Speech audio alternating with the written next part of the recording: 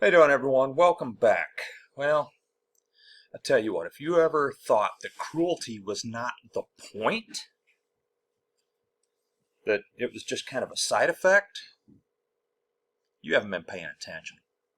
Cruelty is absolutely the point. Okay? I did a video, I think it was last week, about, SNAP benefits running out because of the shutdown, right? And, well, we're now in the longest government shutdown in history. SNAP benefits are not being paid out. A court ordered the administration to pay out those benefits. The administration said, nah, we're good.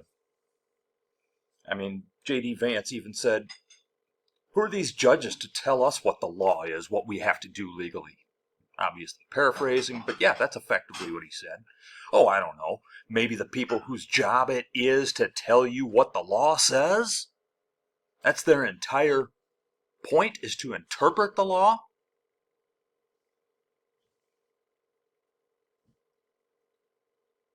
And then we have Congress not doing a damn thing.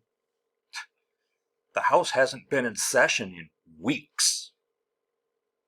Weeks. Over a month, actually. The House has not been in session in over a month.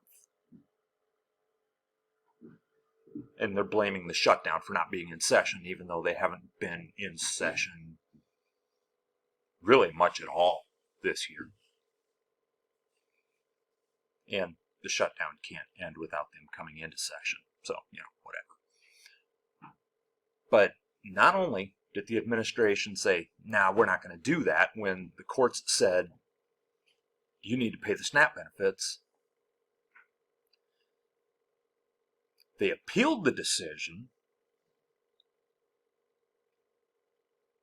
and then the decision that they had to pay out those benefits, yeah, there was a stay on that, so that's on hold. Good job, Supreme Court. And then some states decided, you know what? We're not going to let our people starve. We're going to pay those SNAP benefits anyway. I'm looking at you, New York, Maryland, Minnesota, California. Good job on you states right there. Those states in particular that I know off the top of my head. Good job. No, and I'm being serious. Good job. It's great that you did that. Other states, well, they're not funding it, so we're not going to fund it, right?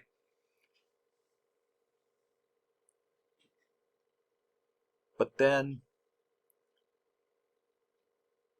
there were, it actually just came out that the administration now wants to punish those states for paying out those benefits unless they take those benefits back.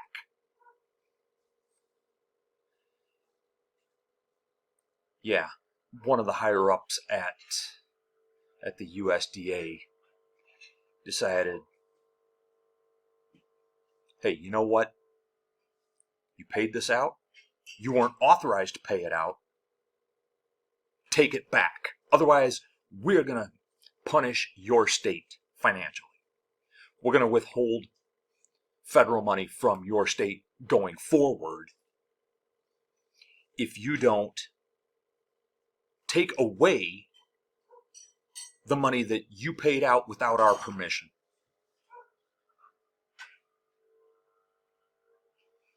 I don't remember which governor it was, but one of them just answered with one simple word.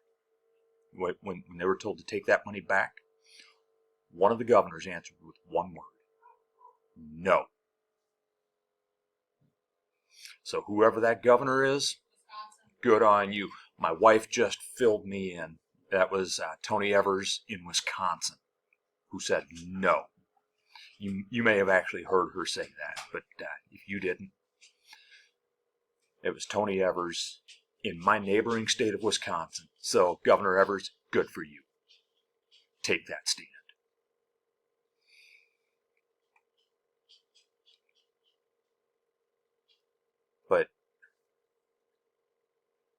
they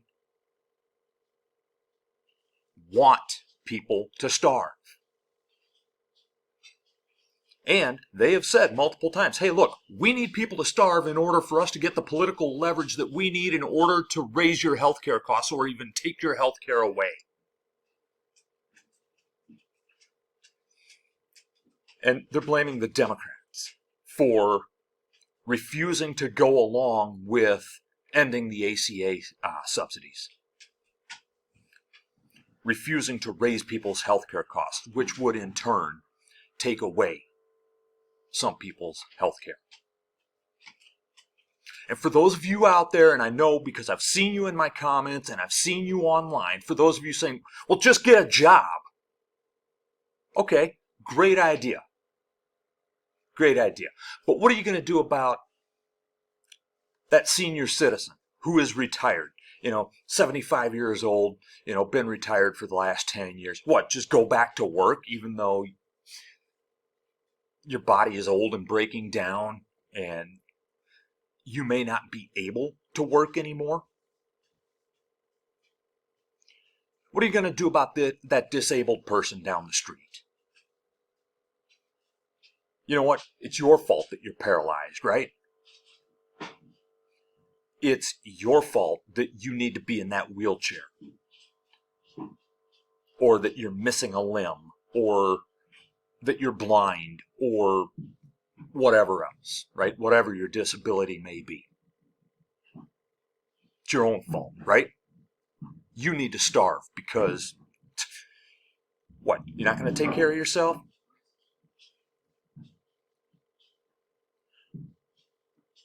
What about that woman who took her 3 kids and left an abusive relationship, whether it was her being abused or the kids? She got out of a dangerous situation and hasn't been able to find a job yet, or one that will pay what she needs to make. What are you going to do about her? What about that single father who, he was working a great job, right, providing for his kids, but then he gets laid off. He gets laid off, and he hasn't been able to find anything else yet. Or the best he can find is something that doesn't even pay his bills. He's not able to provide for his family on what he's making now. Let him starve, right? And when you say, well, go to churches and charities. Okay.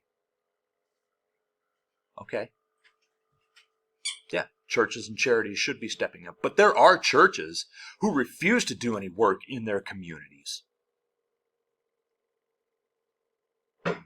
Churches which, by the way, those churches in particular should lose their tax-exempt status.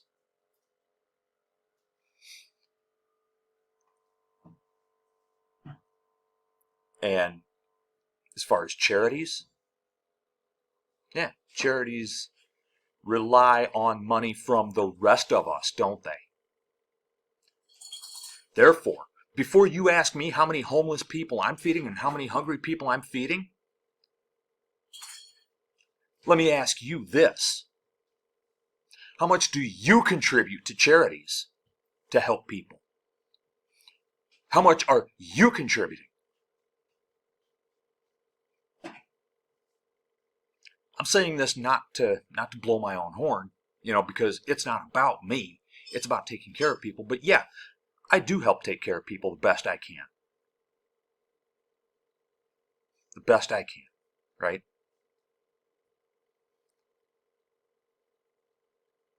And I'm not going to get into the specifics because because that's just like the people out there on the street corner screaming about how great a person they are, and the religious people that have to pray out in public so that everybody can see them, which is exactly what Jesus said not to do.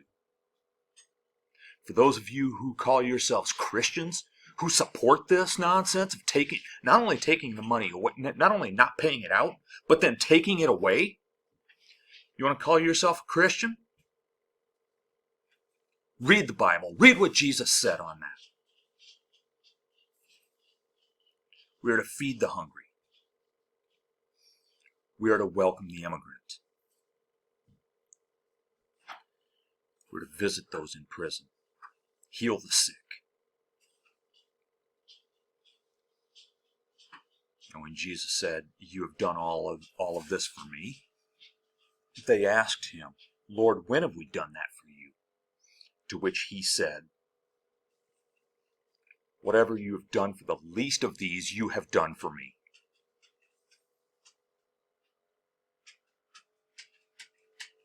So, yeah. Don't call yourself a Christian if you're not going to follow what Jesus himself said.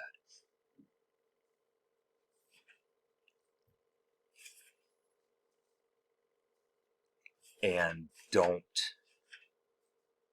tell me that cruelty is not the point. And don't come at me as if, well, what are you doing? No, what are you doing? Because I know what I'm doing. I know what I'm doing.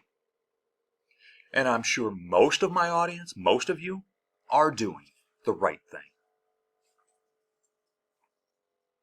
At least doing the best you can. I hope you are anyway. And if you're not, please do something to help someone, whatever you can do. I mean, even if it's only pocket change that you can give to a homeless person on the street, right? Even if that's all it is. Or pick up an extra can of something at the grocery store to give to a food bank, or, even give them $5 if that's all you can do. Because every little bit helps.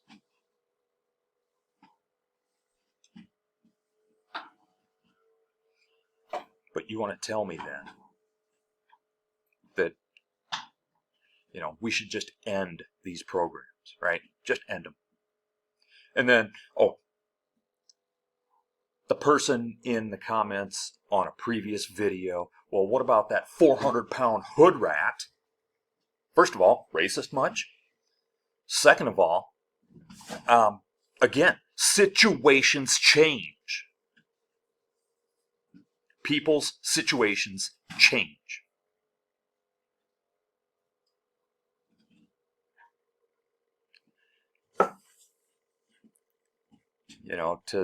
To that one commenter who said, let's just end the program because some people abuse it. Yeah. You know what? Let's just drown the baby because the bathwater is dirty, right?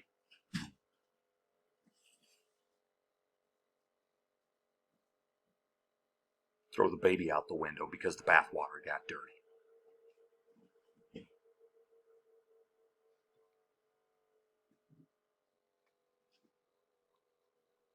Yeah, great idea.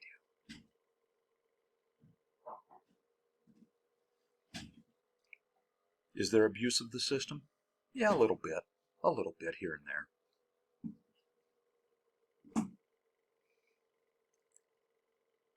And are there people who exploit it? Yeah, a handful.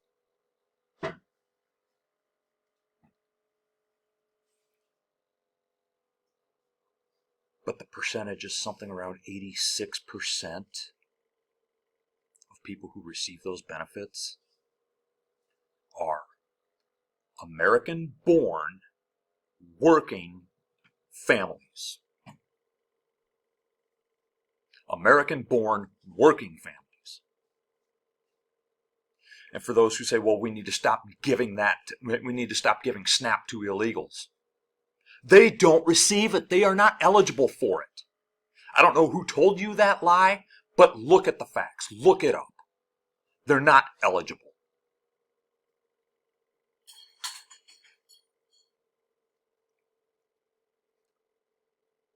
So, families with kids that are struggling to make ends meet. Yeah. Let the kids starve, right? You may say, well, you know what? I have a job and I take care of my family. Well, good. Good. I'm glad you're able to do that. I really am. But some people are not able to do that for whatever reason, right? Whatever the reason is, some people are just not able to. I mean, I had a guy in my comments tell me he was in rural Oklahoma,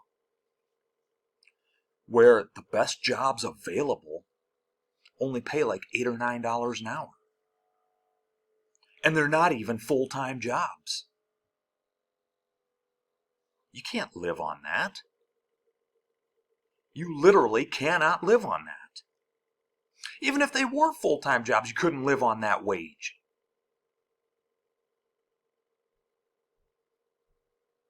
You'd have to have like 3 full-time jobs at that wage in order to just keep your head above water. At the very least 2 of them.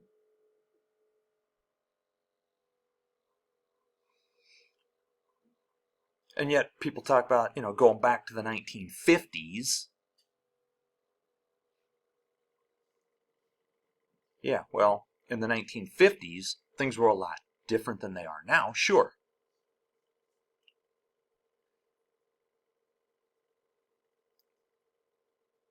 Things were a lot different then. Yeah, one income could support a family with 2 or 3 kids, mom, dad, 2 or 3 kids, a car in the garage. And you're living a comfortable middle-class lifestyle.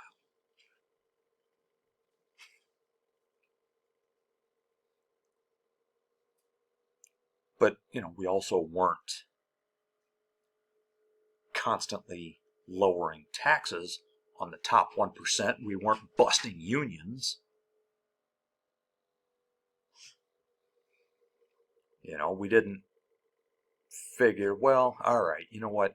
Let's give more money to the people who have the most money in order to provide more money for the people at the bottom. The theory, actually, when you explain the theory in detail, it sounds good. That sounds good. People at the top, if they get tax breaks, they're going to invest more in their businesses, they're going to hire more people, and they're going to hire more people at better wages, and that's going to lift everybody up. That's the theory. It has never worked that way. Never. And it's not about to start now. Instead of blaming those at the bottom, how about if we start looking up? Instead of kicking people when they're down, don't punch down at people, punch up. Punch up. Look at those at the top, because they are the ones causing the problem.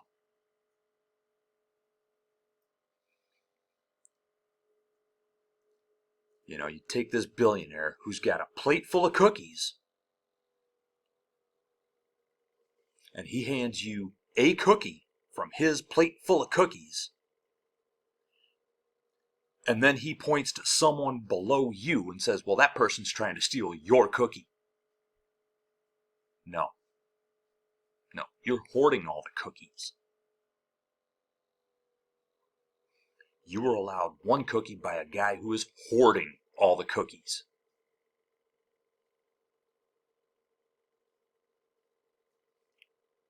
Meanwhile, the person below you is content with just the crumbs that fall off of your cookie.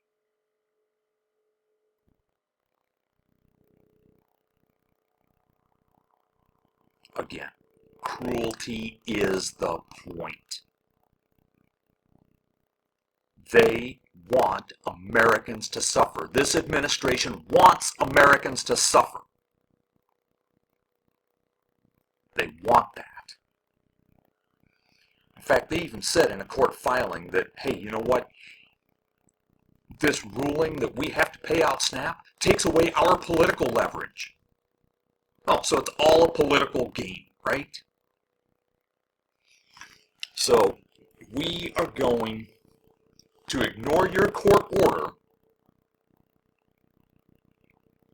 We're going to ignore your court order because it takes away political leverage. If we pay out SNAP, if we have to pay out SNAP, then we can't take away health care.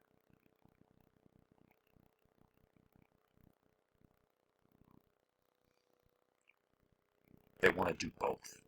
They want to do both.